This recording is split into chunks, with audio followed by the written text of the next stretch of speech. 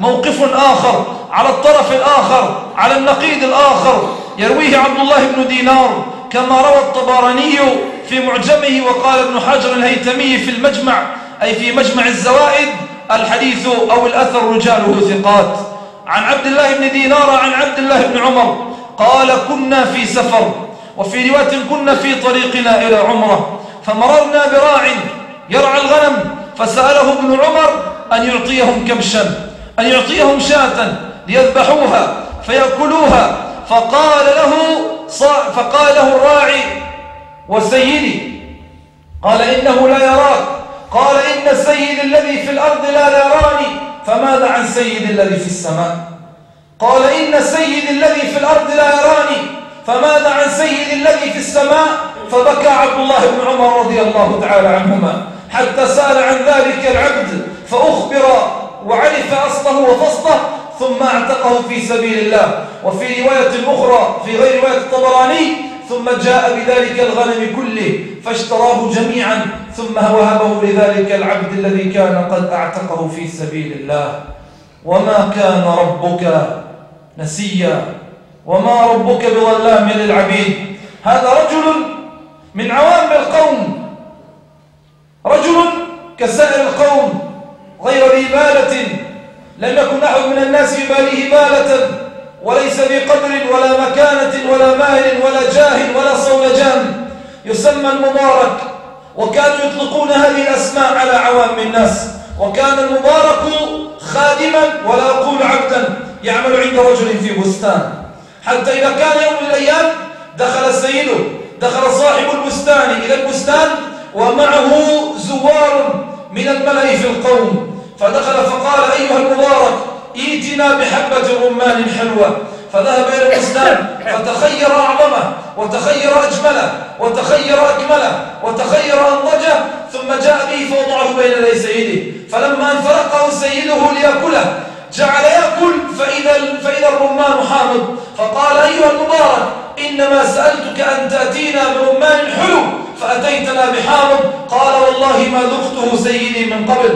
فقال: أنت تهزأ مني وتستهتر من كلامي. وكان جيران يسمعون ما يجول بين المبارك وسيده، فقالوا له: يا سيده، إننا نشهد أن المبارك يعمل عندك في بستانك منذ 20 عاما، والله الذي لا إله إلا هو ما رأيناه مرة واحدة يقطف رمانة من رمانك فيأكلها.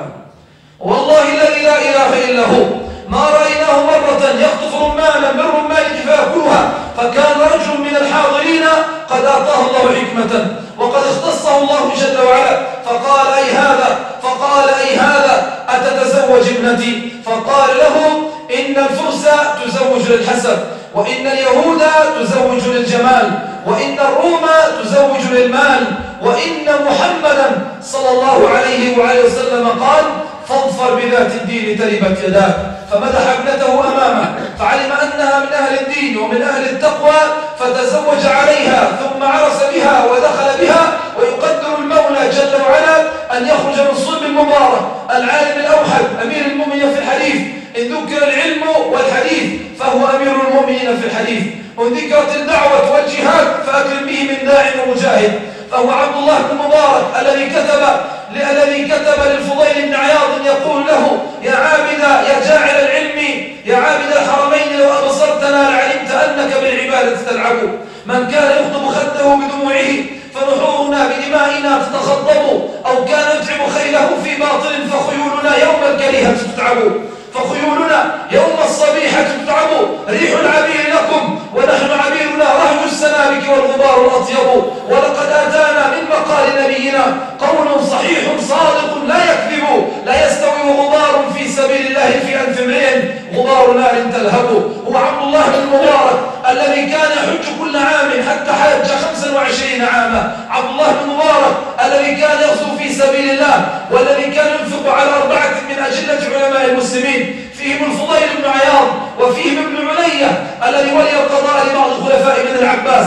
فأرسل له ابن المبارك قصيدة ما أجملها وما أليقها وما أعذبها، قال فيها: يا جاعل العلم بازيا له يصطاد أموال السلاطين، قد بعت الدين بالدنيا فصرت مجنونا بها بعدما كنت دواء للمجانين. أين رواياتك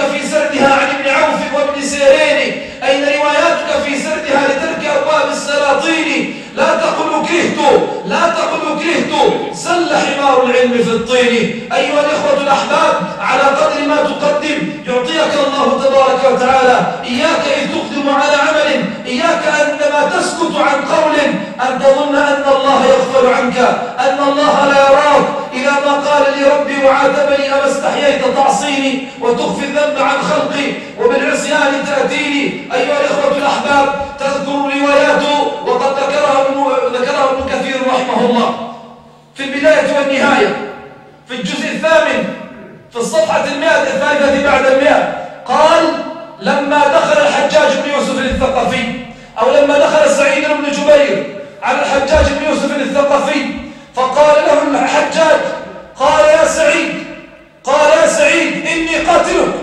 وفي بعض الروايات كان قد علق في مشارق بغداد 100,000 قبل سعيد بن جبير، كان قد قتل 100,000 قبل سعيد بن جبير، وكفى بمكة المكرمة وقد رماها بالمنجنيق، وقد صلب ابن حواري رسول الله وابن ذات النطاقين عبد الله بن الزبير رضي الله عنه وعن أمه وأبيه. هذا الحجاج بن يوسف لما دخل عليه سعيد بن جبير قال: يا سعيد إني قاتله. قال: إذا أمي قد صدقت يوم سمتني سعيد. قال: لئن قتلتني والله إني لسعيد شهيد.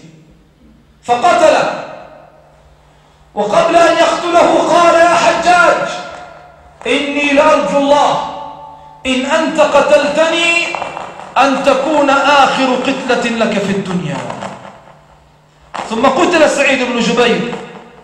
وبعد 40 يوما فقط قتل الحجاج بن يوسف. ما من ليلة في 40 ليلة إلا وهو يقوم من الليل وسعيد بن جبير يطارده، وهو يستفيق من الليل مفزوعا مرعوبا ويقول: مالي ولسعيد أنا، مالي ولسعيد أنا، مالي ولسعيد أنا. فسئل في ذلك بعد 40 يوما يتوفاه الله، ثم يرى في المنام، فقيل: أيها الحجاج ماذا فعل الله بك؟ ماذا فعل الله بك؟ فقال: لقد أوقفني الله بين يديه فقتلني بكل قتيل قتلة حتى كان سعيد بن جبير فقتلني به 100 قتلة.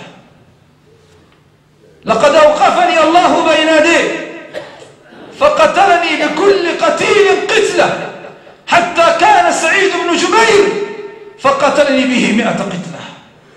ويروي ابن كثير أيضا في البداية والنهاية أيضا عمن قتلوا ابن بنت رسول الله، عمن قتلوا ابن فاطمة الزهراء، عمن قتلوا رجلا قال فيه معاوية كما في البخاري: ألا أخبركم بأكمل الناس أما وأبا وجدا وجدة؟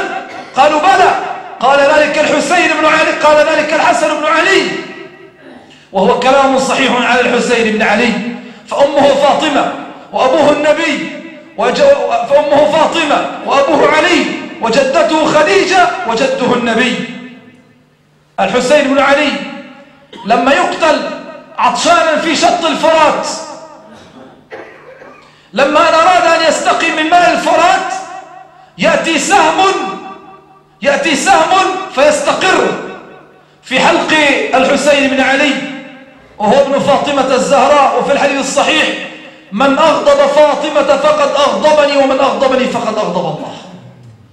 فأي غضب أعظم من أن يقتل ابن لامرأة هي بنت النبي صلى الله عليه وسلم؟ يقول ابن كثير: فأما الذي ضرب الحسين بن علي بسهم عندما أكب على ماء الفرات ليشرب منه فقد روت كل الروايات، كذا عند ابن كثير وكذا عند ابن أبي الدنيا في كتاب له بعنوان مستجاب الدعوة، وعند غيرهم أن الرجل كان بعد أن دعا عليه الحسين بن علي كان يدعو بالماء، فيؤتى له بالماء مبردا ويؤتى له باللبن مبردا، وربما جيء له بالماء واللبن معا مبردا. وفي بعض الروايات كان يشعر بحرارة في بطنه وببرد في ظهره، فيجعل له الدفء والنار عند ظهره، ويوضع الماء واللبن مبردا أمام بطنه، فيشرب ويشرب ويشرب ماء لو شربته النوق لتفتتت، ثم يقول إنني أموت عطشا أدركوني بالماء واللبن، إنني أموت عطشا أدركوني بالماء واللبن. فما زال يشرب حتى تقدد بطنه كما يتقدد بطن الناقة بإذن الله.